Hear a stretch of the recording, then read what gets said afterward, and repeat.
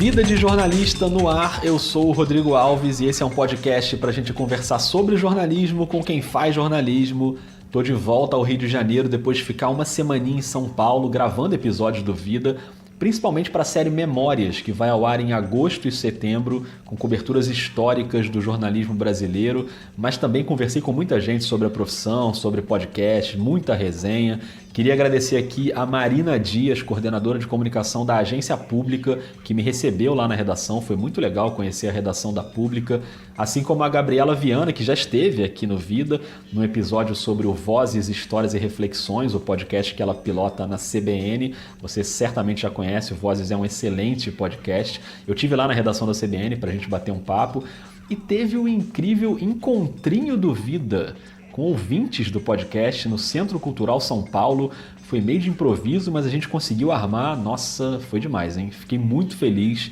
Então, beijos e abraços para quem foi lá trocar uma ideia. A Thaís, a Simone, o Vitor, o Marcelo, o Alan, o Pedro, o Almir, o César, 2 Caios, 3 Mateus e a Luísa Nobre, estudante da Federal do Amapá, que participou daquele episódio do Vida com os Estudantes, lembra?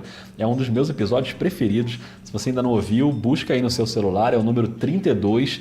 E a Luísa, por coincidência, estava em São Paulo e foi lá conversar com a gente, foi bem bacana. Então, muito obrigado a todo mundo. Prometo que eu vou tentar armar uma bagunça dessas aqui no Rio também e em outros lugares. Então, digam lá no Twitter, no @vida_jornalista, se vocês acham que é uma boa ideia e a gente vai combinando, beleza?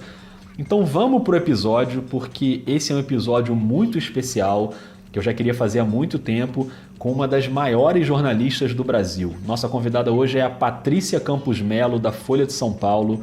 Só para vocês terem uma ideia, ela recebeu na semana passada o Prêmio Internacional de Liberdade de Imprensa, um prêmio importantíssimo dado pelo CPJ, o Comitê para a Proteção de Jornalistas, que é uma organização de Nova York que há 40 anos quase defende a liberdade de imprensa. E a Patrícia ganha o prêmio agora em 2019, principalmente pela reportagem que ela fez na Folha no fim do ano passado, ainda na campanha antes da eleição, sobre os disparos em massa no WhatsApp a favor da campanha do Bolsonaro. E ela foi muito atacada, perseguida, ameaçada por causa disso. Vocês vão ouvir já já, porque logo no início do episódio ela conta umas histórias, olha, estarrecedoras, que aconteceram depois daquela matéria. Mas ela também fala da cobertura na Síria, para onde ela foi atrás da história e da família do Alan Kurdi, aquele garotinho refugiado que morreu numa praia, lembra? Aquela foto que chocou o mundo inteiro. A Patrícia foi para lá e acabou descobrindo uma outra história que rendeu um livro. Tem entrevista com o comandante do Estado Islâmico, tem 11 de setembro... É tanta história que nem coube tudo em um episódio. Então a Patrícia ainda vai voltar na série Memórias para contar os bastidores da cobertura da epidemia de Ebola em Serra Leoa em 2014. Mas enfim, chega, eu já falei muito, vamos pro papo. Eu fui até a casa da Patrícia em São Paulo, ela foi super generosa de dividir todas essas histórias com a gente. Tenho certeza que vocês vão gostar de ouvir. Patrícia Campos Melo, da Folha de São Paulo, a partir de agora, no Vida de Jornalista.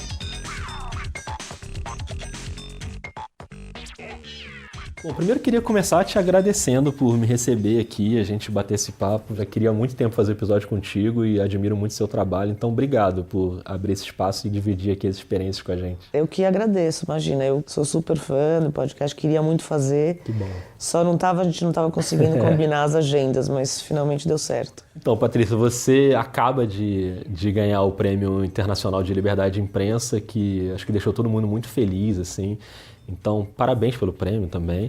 Eu acho que o prêmio, na verdade, eu estou meio que representando. Eles fizeram questão de dar para uma mulher jornalista nesse momento, e tanto que eu dediquei o prêmio para várias outras jornalistas, tipo a Miriam Leitão, a Daniela Lima, a Juliana Dalpiva, que, além de tudo que a gente faz hoje, a gente tem que aguentar esse tipo de tentativa de intimidação. É uma coisa muito comum, é muito mais comum com mulher. Então, eu acho que esse prêmio meio que eu representei jornalistas mulheres no Brasil e na Índia, porque teve uma colega indiana que também ganhou, que passa pela mesma coisa. Legal.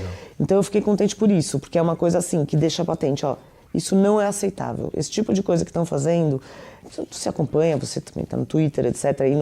E o problema é que não é só virtual, né? Essas coisas migram para o mundo real. Então uma ameaça que começa no Twitter, acaba no seu celular, etc. Então acho que foi bem bacana o prêmio por causa disso. Acho que eu meio que representei várias jornalistas mulheres que estão passando por isso. Acaba de acontecer com a Miriam Leitão um caso Acaba em que a participação dela foi cancelada por causa disso. Total, no dia que saiu meu prêmio, que inclusive dediquei a ela, aconteceu aquilo. Só para quem está ouvindo e não sabe, ela foi convidada para uma feira literária e tiveram que cancelar a participação por causa de ameaças. Exato, Jaraguá do Sul, e aí teve um abaixo-assinado ali por um cara, aí os caras tiveram que cancelar, dizendo que não podiam garantir a segurança dela. E isso é cada vez mais comum, né? E principalmente com mulher. Dessa vez foi ali o Sérgio Abranches, que é o marido dela, sociólogo, mas assim... então acho que foi importante por isso. E tem a ver com as reportagens também dos disparos do WhatsApp, que você publicou em outubro do ano passado e tal. Uma reportagem também teve uma repercussão muito grande. Assim. A Folha de São Paulo, segundo a qual empresários estariam financiando a distribuição de notícias falsas contra o Partido dos Trabalhadores nas redes sociais. A informação da repórter Patrícia Campos Melo está em reportagem publicada hoje pelo jornal Folha de São Paulo. O TSE deu 5 dias para o candidato Jair Bolsonaro se manifestar sobre a distribuição em massa de mensagens anti-PT por WhatsApp. Não tem nada a ver com isso. Poxa, a chamada na Folha é diferente do corpo. O corpo diz tudo na condicionante. Todas as fake news que se voltaram contra mim partiram da Folha de São Paulo. Inclusive, a última matéria, onde eu teria contratado empresas fora do Brasil via empresários aqui para espalhar mentiras sobre o PT. Então eu queria até começar te perguntando sobre isso. Como é que surge uma apuração dessa? Acho que as pessoas têm curiosidade de saber. É uma coisa que chega até você ou você tem que ficar cavando ali até descobrir? Como é que foi? Então, essa matéria foi o seguinte. Eu cubro internacional, né? Normalmente. Na verdade, eu cubro tudo. A gente cobre tudo, né? Repórter, etc. Mas vinha cobrindo mais, principalmente a questão dos refugiados. Mas eu tinha uma experiência grande de cobrir eleições. Então, eu tinha coberto a eleição em 2014 na Índia, nos Estados Unidos eu cobri 2018, 2008, 2012, 2016. Na Índia, em 2014, foi uma eleição muito emblemática, porque o Narendra Modi é um político que usava muito habilmente redes sociais. Então, o cara que usou muito o Twitter, essa coisa de... sempre nessa tentativa... de eliminar o filtro da mídia tradicional, etc. Na Índia, a maior democracia do mundo, o novo primeiro-ministro eleito é um ex-vendedor de chá. Narendra Modi, candidato da oposição, teve a maior vitória eleitoral que o país já viu nos últimos 30 anos. E depois, em 2016, como a gente viu, foi o nascimento, aspas, né, que isso já existia, mas popularização das tais das fake news. Na eleição americana, você teve isso muito no Facebook. Então, acho que meio que pensando nisso, no jornal me pautaram, na verdade era a Luciana Coelho na época, falou, olha, já tinham saído algumas matérias muito importantes ali, interessantes, já cavando uns pedaços disso, a BBC Brasil deu alguma coisa, a Época deu alguma coisa, falou assim, por que você não foca e vai, se concentra e vai fuçar como é que tá rolando esse negócio do WhatsApp? Então basicamente começou assim, né, a pauta foi assim. E aí eu parei, assim, eu não sou uma repórter de política, mas obviamente durante a eleição a gente tem essas forças-tarefa, então eu mergulhei nisso e fiquei um mês e conversei com muitas pessoas. Muitas em off, porque obviamente é um assunto delicado, estava no meio da campanha, mas no meio dessas conversas eu achei 4 fontes que me passaram mensagens e depoimentos, etc., que era dono de agência de marketing, cliente de agência de marketing, ex-funcionário de agência de marketing, que estavam preparando essa ofensiva de enviar mensagens em massa por WhatsApp e me contaram como é que estava isso. E aí eu fiz a matéria, foi uma matéria assim, conversada com o jornal, falei, olha, as fontes são essas, o jornal sabia exatamente quem eram as fontes, sabiam tudo que eu tinha, só que eu te confesso que a reação foi gigantesca, né, assim, foi um susto, eu não esperava aquilo. E por isso que para mim foi muito importante ter dado essas outras matérias agora em junho, continuar esse assunto, porque foi um mega desgaste, assim, um custo pessoal gigantesco. O jornal Folha de São Paulo informa que indústrias, lavadoras de carros e até açougues pagaram pelo software espanhol que permitiu os impulsionamentos em massa de mensagens pró-Bolsonaro em redes sociais durante a campanha eleitoral de 2018. As matérias de agora, elas confirmam através da Espanha, de uma empresa de lá, né, que houve realmente esse tipo de disparo. Isso, tinha essa empresa espanhola que tem um cara que tem áudios, né, tem os áudios que me passaram, áudios dele falando, e depois eu fui até lá e eu tenho áudios dele me falando. Então, assim, isso foi apesar dele negar depois, a gente tem tudo isso gravado. Claro. E depois ainda teve um boliviano, que esse falou em vídeo. Então, assim, Porque, basicamente, eu fiquei sendo chamada de mentirosa durante meses, né? Você teve toda essa campanha para desacreditar a matéria, o jornal. Foi uma coisa muito orquestrada, né? Fora todas as ameaças, aquela coisa toda. Então, a matéria foi isso. Mas, assim, a reação à matéria... Sei lá, eu nunca tinha passado por nada próximo a isso, né? Você recebeu ameaças, assim, reais, né? Foi bizarro. Foi, assim... acho que a matéria foi publicada no dia 18 de outubro. Poucas horas depois... bom, primeiro vamos fazer o meia-culpa, né? Tinha uma entrevista que eu tinha dado para uns alunos da PUC, da classe do meu irmão, em 2013, que em algum momento alguém perguntava assim, mas qual é o seu alinhamento político?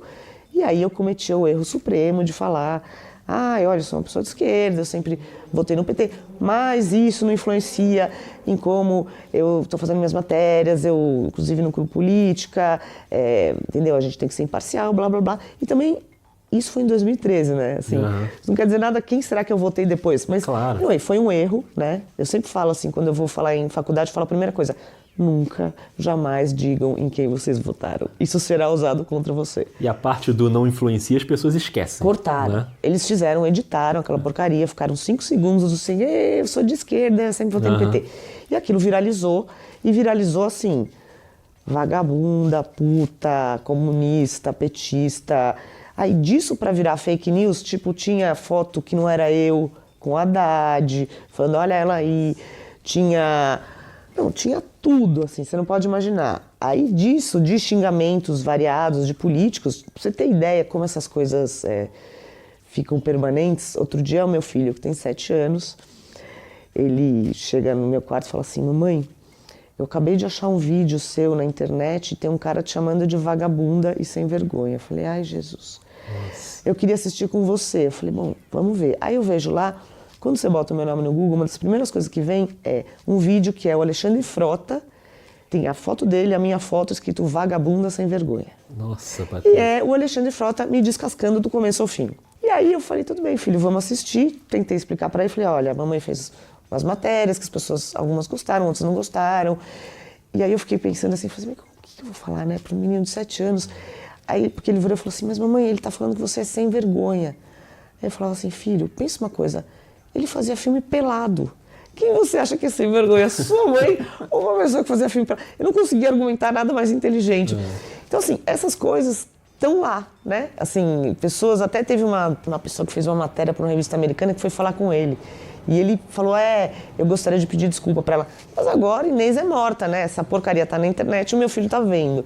E essa coisa do online migra pro mundo real. Então, assim, depois desse xingamento todo, assim, começava a vir mensagem do tipo, se você quer a segurança do seu filho de 6 anos, saia do país. Isso não é um aviso, isso não é uma ameaça, é um aviso. Aí hackearam meu celular. Começa a mandar o WhatsApp da minha conta, mensagem para o Bolsonaro. Caramba. Aí começa a ligar no meu celular, falar coisas do tipo comunista, mentirosa, só vagabunda comunista mentirosa, tô indo na sua casa destruir sua cara. No meu celular. Aí eles começaram a mandar mensagem em grupos de bolsonaristas. Nesses grupos, as coisas que eu ia fazer. Fulana vai fazer uma palestra, não sei aonde, não sei que dia, endereço tal, vão lá. Isso virou um inferno, eu não podia sair de casa. Né? E não só isso, tipo, você tá aqui no meu apartamento. Esse prédio aqui do lado, tinha uma mulher do 3º andar que toda vez que eu entrava na portaria, ela me via, ela gritava da janela, chupa, petista! Eu juro por Deus, as pessoas ficaram completamente loucas. Aí começaram os fake news. Tinha os fake news que eram um perfil falso, /paródia, porque sempre aquela coisa, né, do STF, que tem o logo do STF, dizendo também, minha foto do Bolsonaro. Fulana foi condenada a pagar R$200 mil pro Bolsonaro. De indenização, porque a matéria era mentirosa. Então, assim, isso não para. Porque tem a sua vizinha aqui e tem uma indústria, né, também que... Exato. Que é uma coisa orquestrada. Total, porque você tem, sim, apoiadores que genuinamente apoiam Bolsonaro ou quem for, né?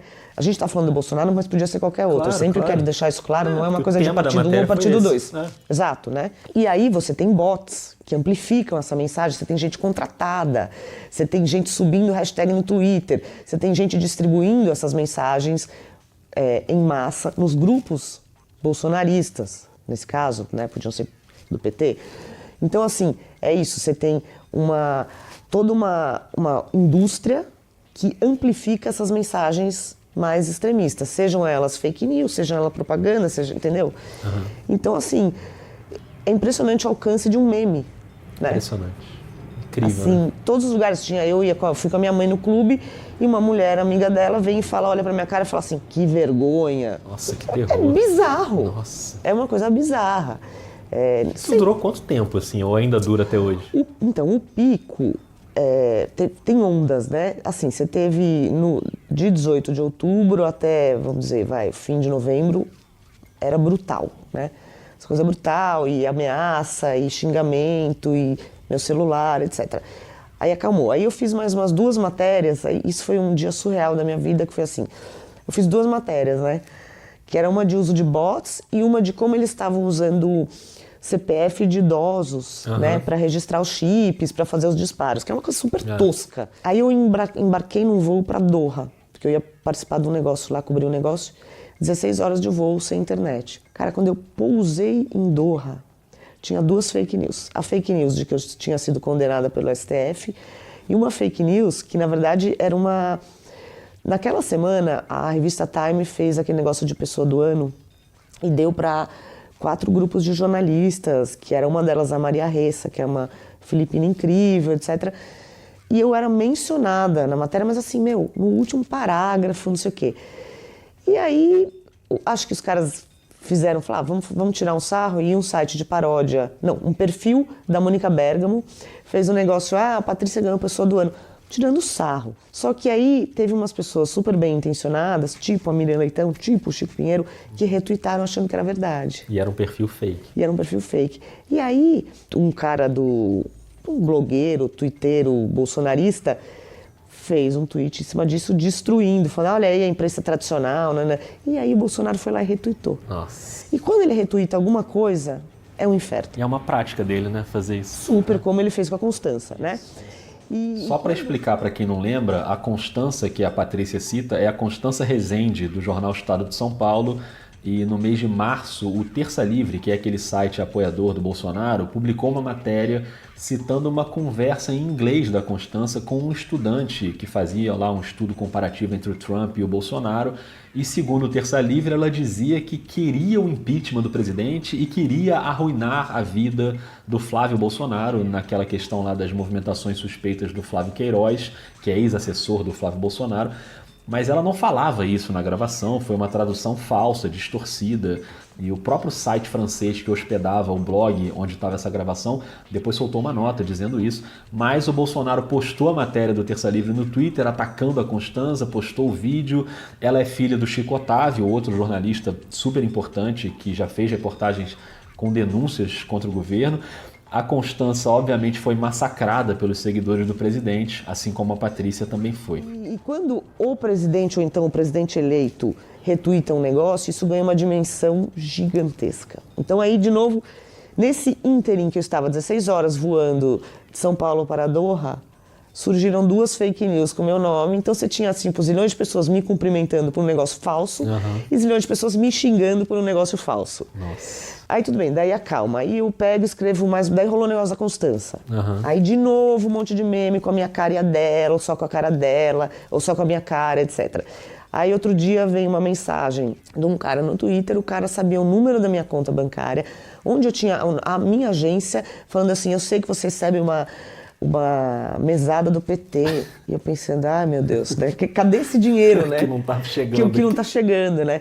Aí depois eu vi que, daí eu fiquei de saco cheio. Eu falei, gente, eu vou processar, não aguento mais, né? Porque tem uma hora que enche o saco, cara. Você fala, falei com o advogado, etc. Aí o cara foi lá, o cara tinha tuitado um pouco antes. E era um cara, assim, se olhava o perfil do cara, era um carinha normal, de Mato Grosso do Sul, com uma foto no perfil no Facebook, com um filhinho pequeno. Horas antes ele tinha tuitado, me marcando e marcando a Mônica Bergamo, dizendo, a Patrícia Campos Malha e a Mônica Bergamo fizeram depilação íntima para fazer uma visita ao Lula, essas garotas de programa do PT. Cara, você fala, quem é essa pessoa? Que louco, né? Que faz essas coisas, né? E aí Então, assim, vira e mexe, volta. Não teve mais ameaça de morte, graças a Deus. Ameaça de morte, assim, concretamente não foi uma ameaça de morte, foi ameaça, vou dar um soco na sua cara. Sim, de agressão. De agressão, né? Isso não teve de novo, mas vira e mexe tem fake news, e eu acabo sabendo porque... Como é que eu sei que essas coisas voltaram ou que tem uma nova fake news com a minha cara? O Facebook tem esse treco de reconhecimento facial, né? Isso. Então, vem assim, de repente eu abro no Facebook e tem lá 250 lugares onde você pode ter sido marcado. Eu entro lá, é uma fake news com a minha cara. Caramba. É bizarro. Coisa, né? Nossa, eu lembro de ter ouvido no Café da Manhã, no podcast do Rodrigo Vizeu e da Magê, você falando sobre essa matéria agora mais recente da Espanha, que você talvez, se pudesse, você falaria em mais detalhes sobre as fontes naquela primeira matéria de outubro. Você acha que é uma coisa que poderia ter sido diferente? Eu acho que foi um erro, acho que o Ombudsman apontou isso. Eu acho que se a gente tivesse detalhado, obviamente sem entregar a fonte, mas tivesse dito assim, sim, olha, sim. As fontes são dono da agência, ex-funcionário da agência, clientes da agência, 2 clientes da agência. O que nós temos são trocas de e-mails, mensagens no Telegram. Talvez se tivesse especificado isso, tivesse dado menos margem para uma campanha, porque é muito impressionante como eles fizeram como eles usam essa coisa, tanto de gente contratada quanto de automatização, para moldar a narrativa. Porque aí eles virou isso, é a jornalista petista do jornal petista com a matéria mentirosa, cadê as provas? Né? E o mais interessante é o seguinte, desde o momento 1, eu mandei e-mails e telefonei para a Polícia Federal, isso tudo está documentado, oferecendo, olha, porque eles abriram uma investigação. Eu quero compartilhar com vocês tudo que eu tenho, todas as mensagens. Eu vou, obviamente, rasurar o nome, né, das fontes, mas eu compartilho tudo, tem informações, vocês podem ir atrás. 4 vezes, nunca quiseram. Nas matérias de agora eu falei, olha, eu tenho áudios e vídeos, quero compartilhar com vocês. Nada.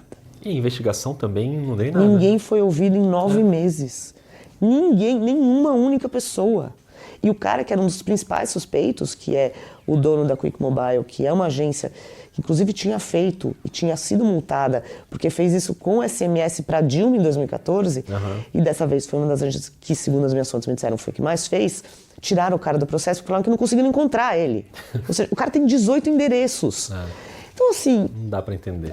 Mas essa é uma meia-culpa, esse é um negócio que, hoje em dia, tanto que nessas novas matérias agora de junho, cara, a gente tomou o dobro de cuidado com o advogado, com como é que a gente vai revelar as fontes, entendeu? Como é que a gente vai fazer. Inclusive, a coisa do áudio, a gente, a princípio, ia postar o áudio, né? O áudio vazado com a fonte, com a voz. A gente até preparou, fez o áudio com a voz da fonte que vazou distorcida, né? Que participava das conversas. Só que, no final das contas, a fonte ficou com medo, mas o combinado foi, olha, então tudo bem, a gente não vai postar no site, mas isso está disponível para a justiça no minuto que eles quiserem. E a minha gravação, meu áudio, que era em off com o cara a princípio, mas como a gente falou assim, se o cara desmentir loucamente, a gente posta no site. Ele não desmentiu, mas de qualquer maneira a gente falou para a justiça, olha, a gente tem esses 2 áudios. O meu áudio com o cara e o áudio vazado da fonte. Nunca quiseram. Nossa. Mas assim, é uma coisa que foi uma aprendizagem. Eu acho que se tivesse sido mais transparente, hoje em dia... Você tem que dar quanto mais, maior nível de detalhe. Óbvio que você vai continuar precisando de fonte em off, né? Tem coisas que são delicadas, mas você tem que mostrar para o leitor quem são as fontes em off. Que tipo de fonte é? Que tipo de fonte é? Que tipo de evidência você tem? É mensagem? Que mensagem é? É e-mail? É Telegram? Etc. Perfeito. E falando em perseguição a jornalistas, você teve agora na Flip, em Paraty, e você fez uma matéria com o Glenn Greenwald, que também vem sofrendo... enfim, ataques de todos os lados. E virou uma coisa meio louca, né? Porque para ele se locomover precisa ter um mega esquema de segurança secreto. Então, para ele ir dar uma palestra, tem um grupo que faz o protesto para atrapalhar e faz barulho. Como é que foi a experiência? Cara, aquilo foi bizarro, né? Porque assim, as pessoas, eu acho totalmente legítimo o seu direito de se manifestar. Claro. Mas quando a sua liberdade de expressão interfere na liberdade de expressão do outro, né? Assim, é uma coisa muito complexa, né? Se você vai... E eram no máximo 50 apoiadores ali do Bolsonaro, do Moro, protestando com uma caixa de som potente, que foi um som muito alto, que realmente atrapalhou a mesa, a apresentação do Glenn, e os rojões, que também fizeram maior barulho, era uma coisa meio assustadora, etc.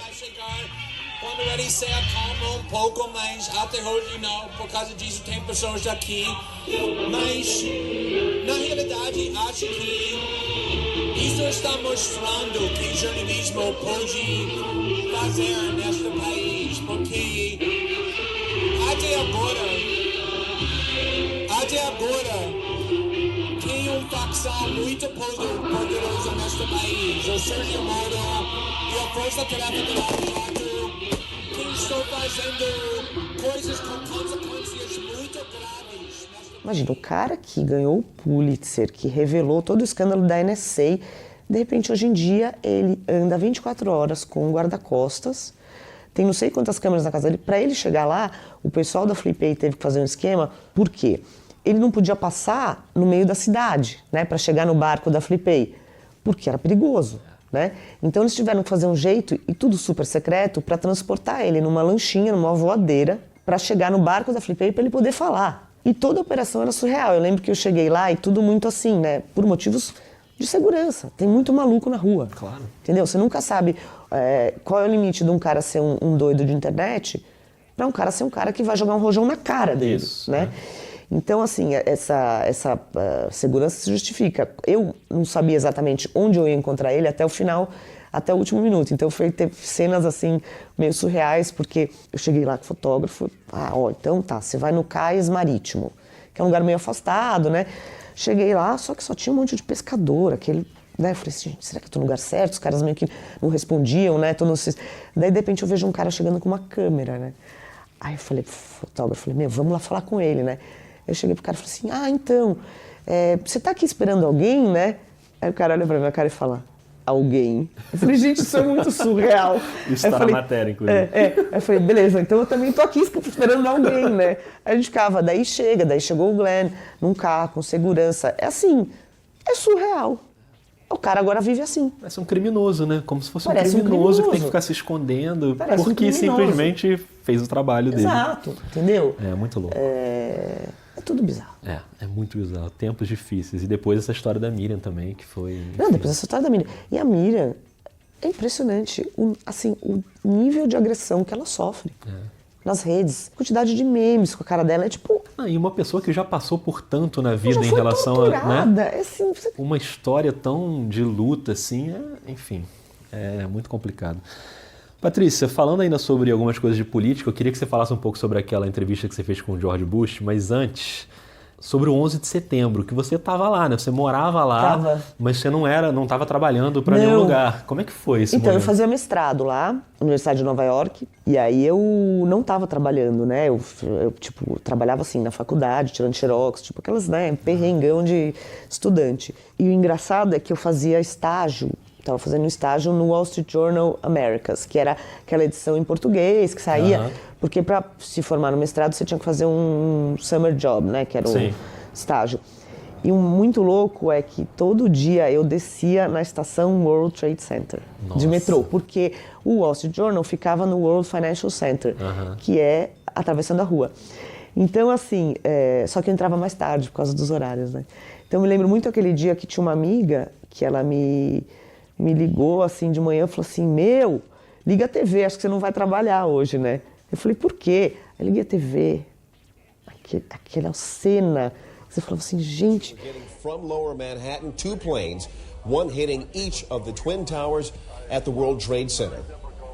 They come by and they say, what happened? And you just got to say, something hit the building, and then something hit both buildings. E aí, obviamente, o meu impulso foi, vou cobrir, né? Vai pra então, rua, eu saí, né? fui pra rua, fiz, assim, não consegui chegar até lá, porque já estava fechado ali da Canal Street para baixo, mas eu fiz várias matérias com gente que estava lá dentro, fiz uma matéria legal com um subway que era muito perto e que estava funcionando como um posto não oficial ali de ajuda, né, de socorro, e que todas as pessoas que trabalhavam lá eram muçulmanos. E aí eu fui fazer a matéria com esses caras, e depois, 15 dias depois, eu fui de novo atrás deles, e eles estavam, sendo super... Estavam cuspindo nos caras, porque rolou uma coisa de islamofobia muito brutal depois, né? Então... Quer dizer, alguém que estava ali ajudando os outros num momento difícil. Cuspiam nos caras no metrô, virou uma coisa assim... Então eu fiz essa matéria com eles, fiz matérias com os brasileiros e mandei para Isto É, mandei para Exame, para o Estadão, né? Mandei freela para um monte de gente. Foi uma das coisas mais impressionantes, assim, Nossa, imagino. A entrevista com o Bush você já estava no Estadão, né? Já estava no Estadão, a entrevista com o Bush foi em 2007, né? Eu fui correspondente de 2006 a 2010. Março de 2007, se não me engano. Foi em março de 2007. Na verdade, acho que dei maior sorte, porque... Primeiro que eu dei uma super sorte, porque o Paulo Sotero, que era o correspondente há muitos anos do Estadão lá, que era um cara assim, ele conhece tudo, conhece todo mundo, ele se aposentou. Uhum. E o jornal, acho que resolveu apostar numa pessoa jovem, aposta ali, e eu acabei indo parar lá. E o Paulo Sotero foi absolutamente generoso, ele me passou todas as fontes dele, ele chegou no cúmulo de ele e a mulher dele, a Elô, me ajudaram a montar os móveis, né? Então, assim... Eles foram meus pais em Washington. E ele, assim, eu consegui essa entrevista muito graças a ele, né? Ele era a pessoa que tinha ali a credibilidade, então, na verdade, não tem muito mérito meu, não. Uhum. Mas foi legal, foi uma entrevista com o George W. Bush, na Casa Branca. Ele foi super simpático, ele é muito simpático, né? Ele tem aquela coisa muito... Tanto que ele e o Lula se davam bem, né? Tinha aquela coisa... E você estava com jornalistas de outros países ali também, mas eram pequeno, 3 jornalistas, né? Eram 3 jornalistas, era eu... um cara do El País do Uruguai e um cara super legal do La Reforma, do México. Não era no Salão Oval, era no Salão Roosevelt. E era isso, era só nós 3 e o Bush. E tinha um limite ali, você podia fazer, sei lá, 2 perguntas, 3 perguntas, ou era um tempo? Era o tempo, né? Acho que deu pra fazer umas 6 perguntas, assim, sei lá. Mas como é super difícil... Cara, você como correspondente é uma lição de humildade, né? Porque você aqui no Brasil fala, eu sou fulano do Estadão, fulano da Folha. Lá você é o fulano da Gazeta de Tiririca da Serra, né? O cara quer falar com todo mundo antes de você. Por isso que eu acho importante você passar um tempo como correspondente, né? Porque dá trabalho, as pessoas... Você fazer fonte, as pessoas falarem com você. Então, assim, você conseguir entrevistar o presidente na Casa Branca é assim... O seu crachá não abre a porta para você, né? Nenhuma, assim... o Des Moines Register de Iowa tá, assim, quilômetros à sua frente, né? Então, assim, é um big deal você conseguir entrevistar um presidente. E ainda falando dos Estados Unidos, e o Afeganistão, depois quando você foi para lá, como é que foi essa experiência? Assim? Então, o Afeganistão foi super interessante porque eu fui embedded, né?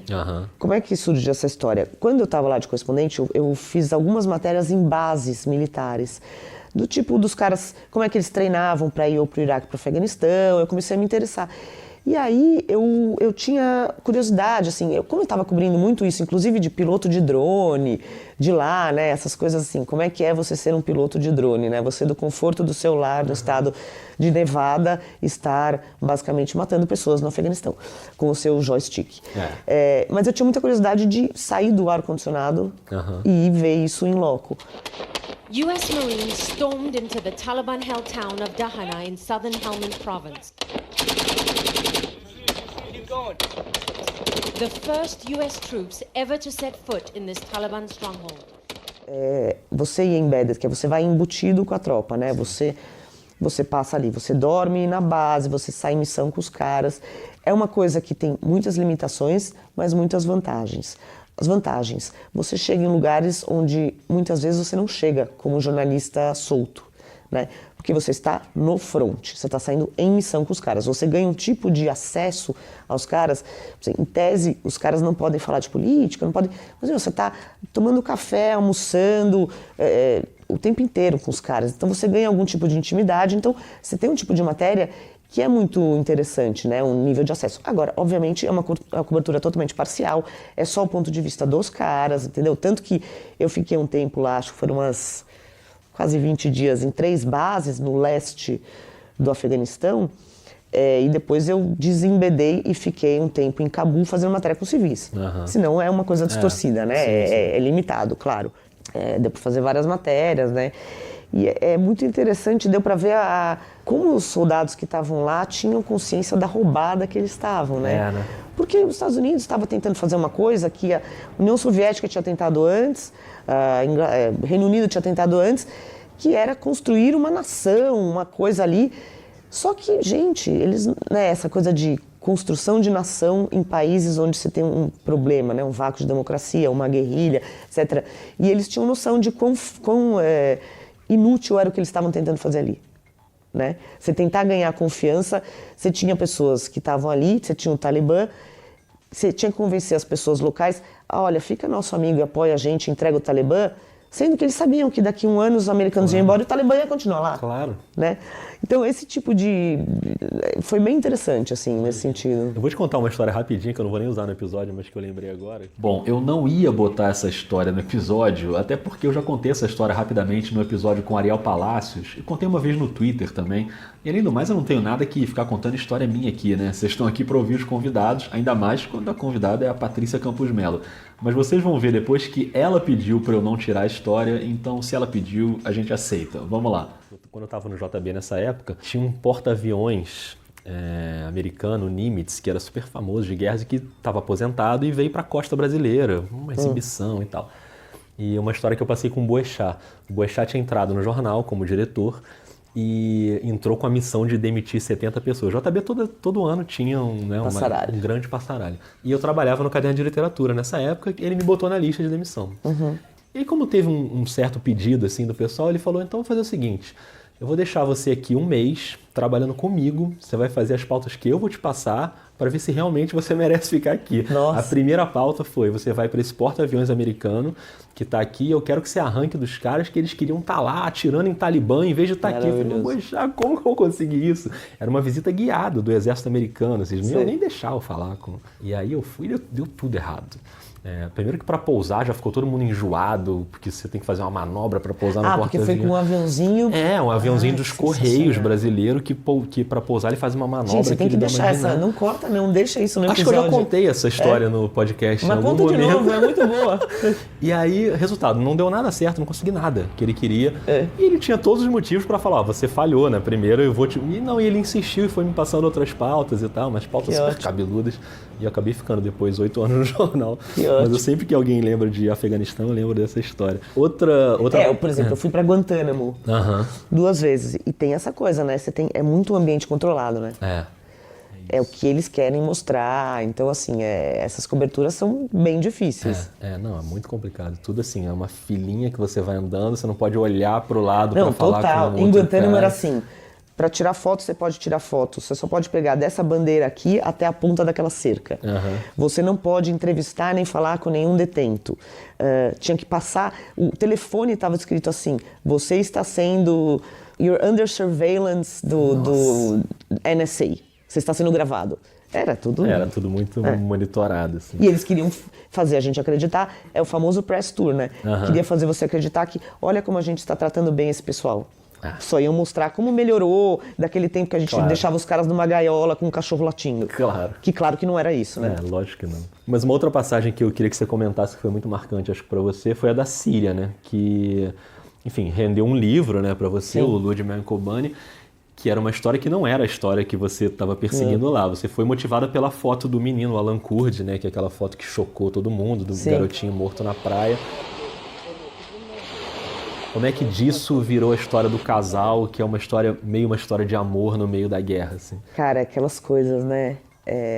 Essas coberturas, eu costumo dizer, as coberturas perrengue, tudo que pode dar errado, dá errado. E até o que estava certo dá errado, né?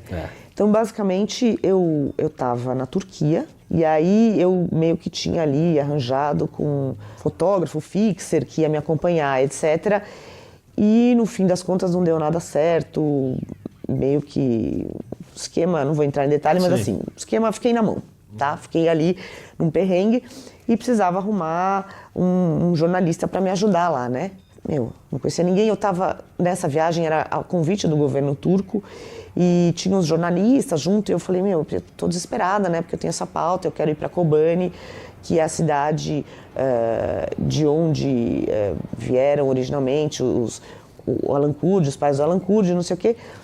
Aí fulano, tem o Barzan.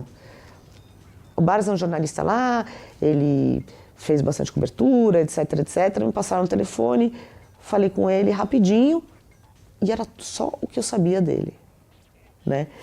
E aí eu falei, Porque também, qual era a minha opção? Vou desistir? Lógico. Não, tem que aproveitar, eu já tinha ido até lá. Aí eu lembro muito, foi a cena muito marcante, um momento em que eu cheguei, porque assim, como é que você faz, né? Eu saí da Turquia e fui para Erbil, que é a capital ali da região curda do norte do Iraque.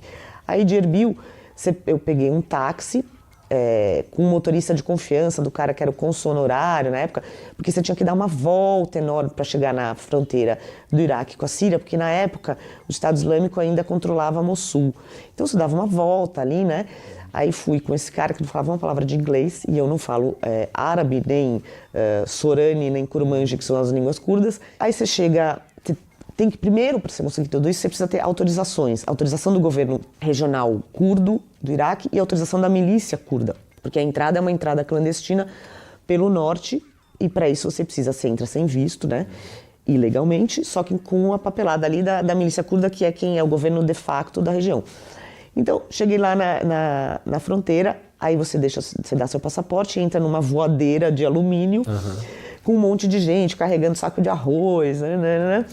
Que o pessoal atravessando, e aí você atravessa o Rio Tigre, e aí eu atravessei o Rio Tigre e fui pra margem ali, e de repente eu vejo lá um carro lá, acho que era agora não lembro, eu anotei tudo no livro, tá direitinho, mas era um Hyundai todo ferrado, com buraco de bala no vidro, não sei o quê, um cara assim, todo com uma pinta de galã latino, assim, encostado no carro, dentro tinha uma mulher super bonita, pálida, assim, bem magra, com um jornal no colo e um gatinho branco no colo, uma garrafa térmica, uma Kalashnikov no meio, assim, entre os dois. E aí o cara fala, Patrícia, e era o Barzan. Nossa. Então, assim, foi um momento assim, eu falei, gente, e aí o que aconteceu? Pra gente chegar em Kobani, de lá, primeiro que a gente tinha que parar numa cidade no meio, que é onde você vai pegar umas autorizações. Esses lugares em guerra você precisa sempre tem a porcaria do papelzinho. Você tem que estar com um papel autorizando para alguém, para você passar nos checkpoints, né? Então, primeiro a gente parava numa cidade para pegar a papelada, e de qualquer jeito, assim, não é muito longe, mas por causa dos checkpoints e porque estava em guerra, etc., demorava muito tempo para você sair da fronteira, né? Iraque e Síria, chegar até Kobani.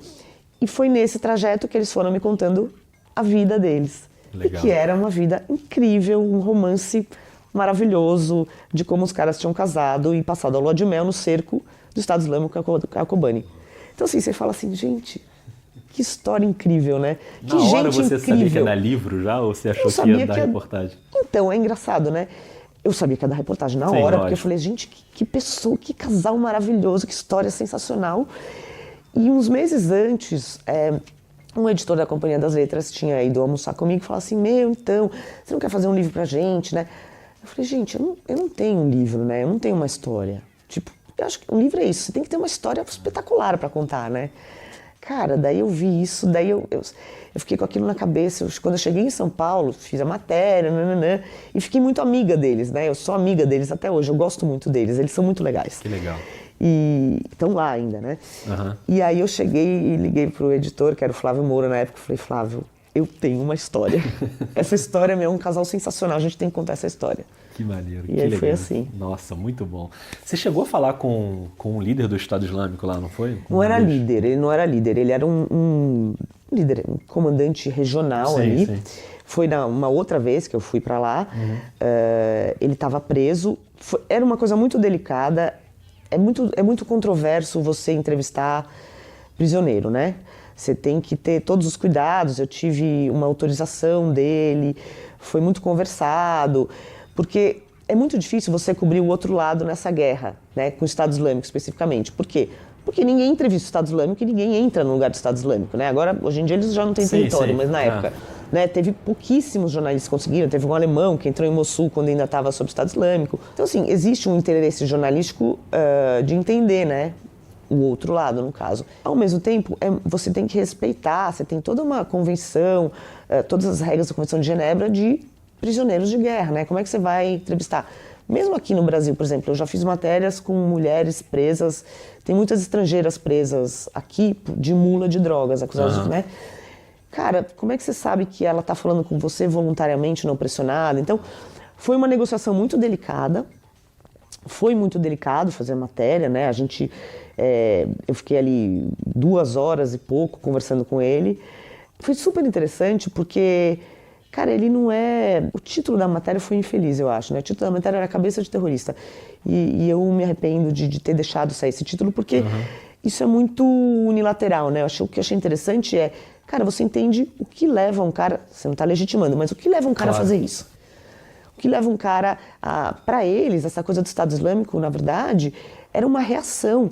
Eles eram sunitas que estavam sendo oprimidos há anos pelo pai do Assad, depois pelo Assad, entendeu?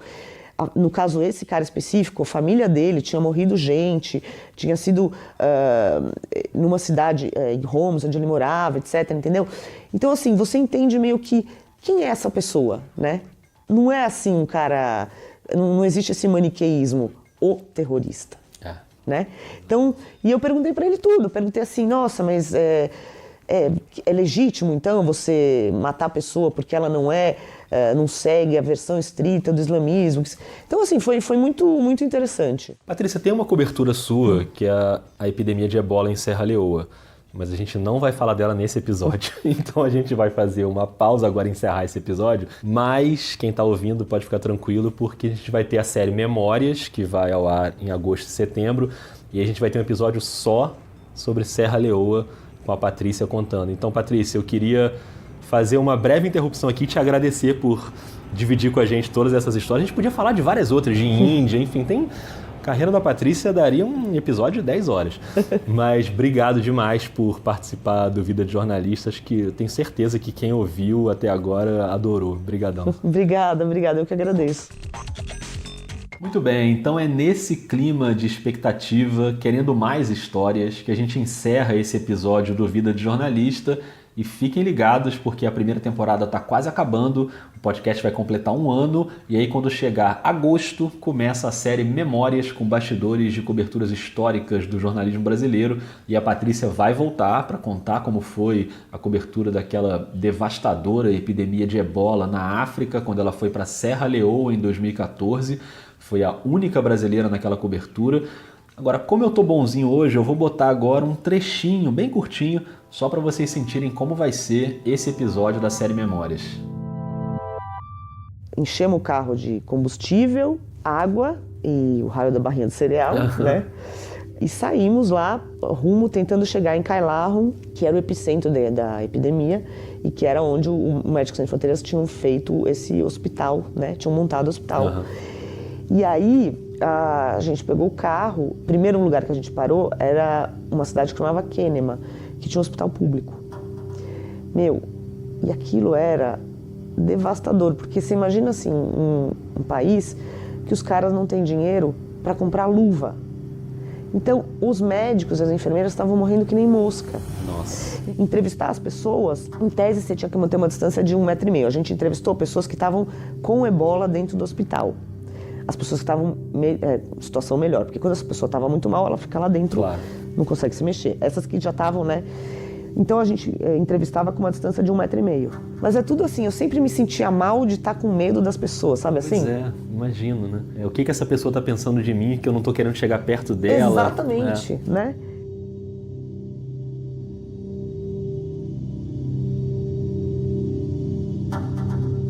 Pois é, já viram que é uma história pesada e muito relevante para o jornalismo brasileiro. Então, Memórias, em agosto e setembro, aqui no Vida de Jornalista, vai ter o acidente com o Césio 137, vai ter sequestro do ônibus 174, o caso Eloá. Então, aguardem.